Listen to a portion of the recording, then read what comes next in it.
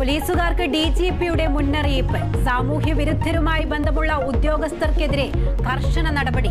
ഇത്തരക്കാരെ സർവീസിൽ നിന്ന് നീക്കം ചെയ്യാൻ നടപടി വേണമെന്നും ഡിജിപി.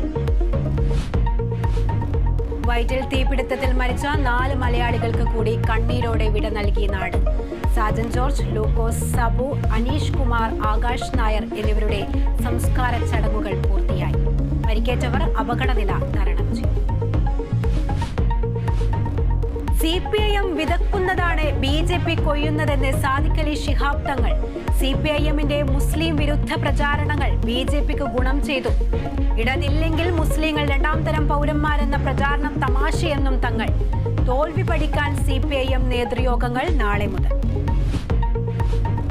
RLV രാമകൃഷ്ണനെതിരായ അധിക്ഷേപ പരാമർശത്തിൽ സത്യഭാമയ്ക്ക് ജാമ്യം.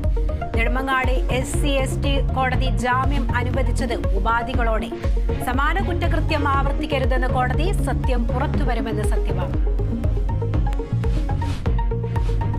തൃശൂരിൽ കരുണാകരന്റെ സ്മൃതി കുടീരത്തിൽ പുഷ്പാർച്ചന നടത്തി സുരേഷ് ഗോപി. ഇന്ദിരാഗാന്ധി ഭാരതമാതാവെന്നും കരുണാകരൻ ഗുരുവെന്നും പ്രതികരണം. തൃശൂർ ലൂർദ് പള്ളിയിലെത്തിയ മാതാവിന്റെ പ്രതിമയിൽ സ്വർണ്ണക്കൊന്ത ചാർത്തി.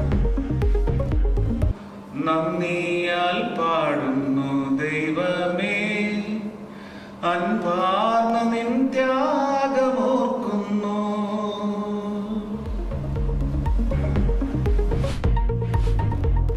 ആലപ്പുഴയിൽ പാർട്ടി വേദി വിട്ടിറങ്ങി G സുധാകരൻ. പരിപാടി വൈകിയതിൽ ക്ഷോഭിച്ചാണ് ഇറങ്ങിപ്പോകുന്നത്.